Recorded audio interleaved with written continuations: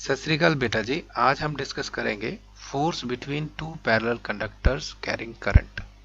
हमें पता है कोई भी कंडक्टर हो, अगर उसके थ्रू करंट जा रहा है तो वो एक मैग्नेटिक फील्ड प्रोड्यूस करेगा।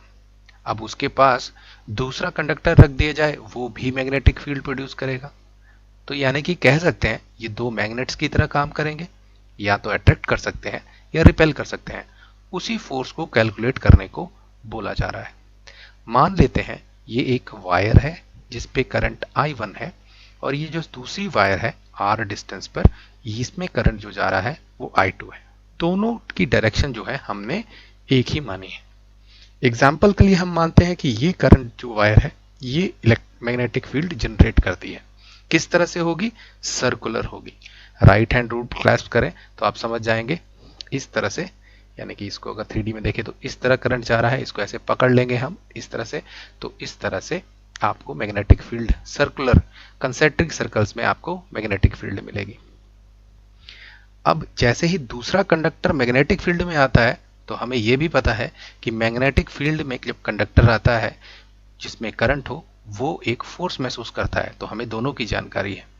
तो अब सबसे पहले स्टेप बाय स्टेप करते हैं, देखते हैं ये जो करंट वायर है ये कितनी मैग्नेटिक फील्ड जनरेट करती है। तो जो उसका फॉर्मूला है वो है, मैग्नेटिक फील्ड बी जो जनरेट होगी वो होगी mu naught by 4 pi into 2, जितना करंट जा रहा हो इसके अंदर I2 divided by R distance पे पूछा गया है। यानी कि यहां पर हमें शक्ति पता लग गई कि कितनी शक्ति से मैग्नेटिक फील्ड जो है इस R डिस्टेंस पे लग रही है। अब इसी R डिस्टेंस पे ये कंडक्टर भी रखा गया है।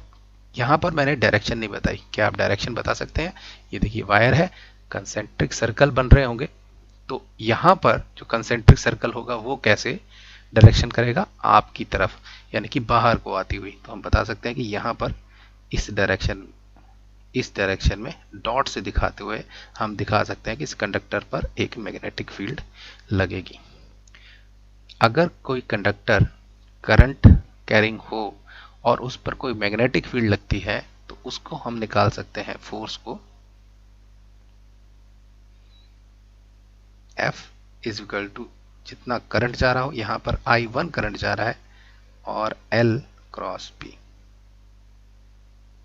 या इसको खोल लें I1 into L into B into sine theta. यानी कि थीटा को सॉल्व करते हैं पहले।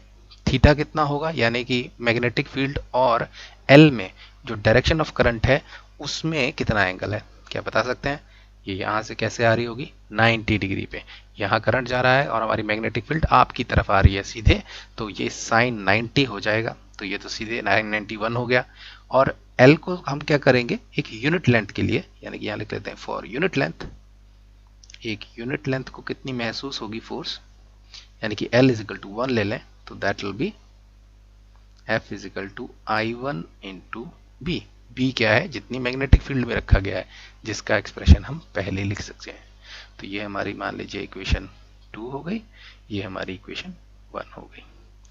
अब हम लिख सकते हैं फोर्स ऑन वायर I1, अगर I1 वायर बोल दें इसे, तो कितनी फोर्स लगेगी? That will B I1 into B, इतनी ही फोर्स लगने वाली है। अब B की यहाँ पर वैल्यू लिख देते हैं, I1 इंटू B की वैल्यू है mu naught divided by 4 pi into 2I2 divided by R। अगर इसे सिंप्लीफाई कर लें, I को अंदर ले जाएं, तो ये हो जाएगा mu naught by 4 pi into 2I1 I2 divided by R। ये फोर्स महसूस होगी इस कंडक्टर को। अब थर्ड लॉ से हम ये भी बता सकते हैं कि दूसरे को कितनी महसूस होगी, सेम ही, यानी कि दोनों के बीच की फोर्स। सही है, जरूर ये नहीं कह रहे कि इसी में लग रही है, दोनों को इतनी ही फोर्स महसूस होगी। ये आपके लिए होमवर्क क्या होगा, अगर मैंने इस कंडक्टर की मैग्नेटिक फील्ड निकाली होती और यहां पर एक्सपीरियंस फोर्स करने की कैलकुलेट करता, तो क्या एक्सप्रेशन चेंज हो जाता? ये आपको होमवर्क में करना है। ये तो हो गया फोर्स का मैग्नीट्यूड। डायरेक्शन बता सकते हैं। देखिए लेंथ हम करंट की डायरेक्शन में मानते हैं, तो हम फोर्स निकाल लेंगे लेंथ इंटू बी के हिसाब से। यानी कि मान लीजिए ये इस तरफ कंडक्टर जा रहा है, इसकी मैग्नेटिक फील्ड किस तरह से होगी, ऊपर की तरफ होगी, इस डायरेक्शन में ऊपर की तरफ होगी, क्योंकि लूप्स बनेंगी। देखिए यहाँ पे इस तरह से लूप्स बनती जाएंगी, तो यहाँ पर जो लूप बनेगी उसकी डायरेक्शन ऊपर की ओर होगी। एल जा रहा है इधर, बी जा रहा है ऊपर, तो हमारा जो राइट हैंड रूल देगा वो बताएगा फोर्स इस तरफ लग रही है, यानी कि ये थोड़ा इस तरफ खींचेगा। अच्छा, अगर इसकी मान ले मैग्नेटिक फील्ड, इसकी मैग्नेटिक फील्ड की डायरेक्शन देखते हैं। देखिए इसके ऊपर रख लिया, अब ये ऐसे क्लैस्प कर लिया, तो इसकी डायरेक्शन कैसे जा रही है, यहाँ से ऐसे नीचे। ये जब इस पे लगेगी, कैसे डायरेक्शन में जा रही है, नीचे। तो अब इस पे देख लेते हैं फोर्स, एल इस तरफ, बी नीचे, और हमें थंब मिल जाएगा इस डायरेक्शन में। तो ये दोनों एक तरह से जैसे नॉर्थ और साउथ अट्रैक्ट होते हैं, उस तरह से ये अट्रैक्ट हो जाएंगे। What about this case? अब इस केस में देख लेते हैं जहां पर कंडक्टर्स की डायरेक्शन अपोजिट है। अब देखिए यहाँ पर इसके कारण यहाँ मैग्नेटिक फील्ड देख लेते हैं कौन सी डायरेक्शन में होगी। ये है हमारा वायर इस तरह से अंदर की तरफ, यहाँ पे डिनोट कर लेते हैं ऐसे, क्रॉस नीचे को लग रही है। ये किस डायरेक्शन में जाएगा फोर्स, थोड़ा सा इसको कॉपी को मोड़ लेते हैं। ये देखिए ये हो गई एल की लेंथ, बी नीचे है, बी नीचे है, तो आपको फोर्स इस तरफ लगेगी। ये हो गया, इस तरफ को धक्का लगेगा, तो ये निकाल लिया हमने, इस तरफ फोर्स है। What about this? इसके कारण कुछ मैग्नेटिक फील्ड होगी, वो किस तरफ होगी? आसानी के लिए हमने इस तरह रख लिया, कॉपी को मोड़ लिया। ये देखिए ये ग्रास्प किया, ये इस तरह से इसको अंदर की तरफ लगेगी। देखिए यहाँ पे इस तरफ, तो यहाँ पर अंदर की तरफ हमने बना लिया, ये इसकी वजह से है। फिर कॉपी सीधी कर ली। अब देखिए एल की डायरेक्शन ये, बी की डायरेक्शन ये, नीचे की तरफ, तो हमारा फोर्स ये। तो ये क्या हो रहा है, ये दोनों रिपेल कर रहे हैं। इस केस में क्या हुआ, रिपल्शन हुआ, इस केस में क्या हुआ, अट्रैक्शन हुआ। तो वही हमने जैसे पहले बात की थी, क्योंकि ये दो मैग्नेट्स की तरह काम करेंगे, तो ये ऐसे काम करेंगे जैसे नॉर्थ साउथ कर रहे हैं इस केस में, और ये ऐसे काम करेंगे जैसे साउथ साउथ या नॉर्थ नॉर्थ पोल्स पास में आ गए हों। और जो मैग्नीट्यूड होगा फोर्स का वो इस तरह से लिया जाएगा।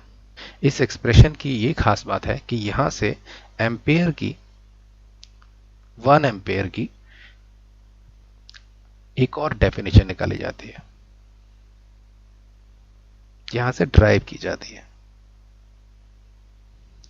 यानी कि मान लीजिए दो वायर ले लें हम, और दोनों में एक ही डायरेक्शन में, या अपोजिट डायरेक्शन भी हो सकती है। मान लीजिए 1 एम्पेयर करंट है, 1 एम्पेयर करंट छोड़ देते हैं, तो इनके बीच में कुछ फोर्स होगी। आइए वो कैलकुलेट करते हैं। डिस्टेंस कितना रखें वो भी चलिए सिंप्लिसिटी के लिए 1 मीटर ही रख लें। तो ये एक्सप्रेशन क्या बन जाएगा देख सकते हैं, फोर्स कितनी हो जाएगी, mu naught by 4 pi multiplied by 2 multiply I1 भी 1 एम्पेयर, I2 भी 1 एम्पेयर, R कितना है वो भी 1 मीटर। तो ये सिंपली रह जाएगा, म्यू नॉट बाय 4 पाई को भी खोल लेते हैं। म्यू नॉट की वैल्यू होती है 4 पाई इंटू 10⁻⁻⁷, नीचे 4 पाई है, यहाँ 2, 4 पाई से 4 पाई कैंसिल हो जाएगा, और ये हमें दे देगा force of 2 into 10⁻⁷ Newton. This is, तो जो एम्पेयर की डेफिनेशन हम यहाँ से कह सकते हैं वो ये है कि एम्पेयर उतना करंट है जो जब दो वायर्स में डाला जाए और उनको 1 मीटर डिस्टेंस पे रखा जाए, तो वो इतनी फोर्स से एक दूसरे को अट्रैक्ट या रिपेल करें। अगर लैंग्वेज में लिखना है इंग्लिश में तो लिख सकते हैं, thus 1 ampere is that much current, ये उतना करंट होता है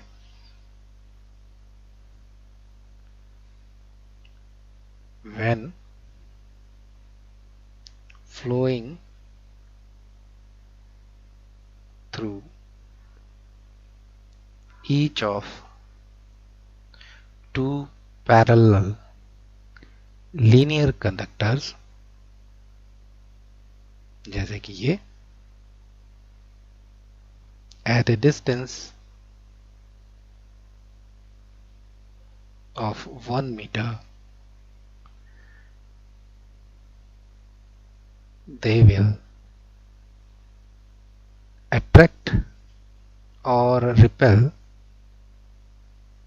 with a force of 2 into 10 raised to power minus 7.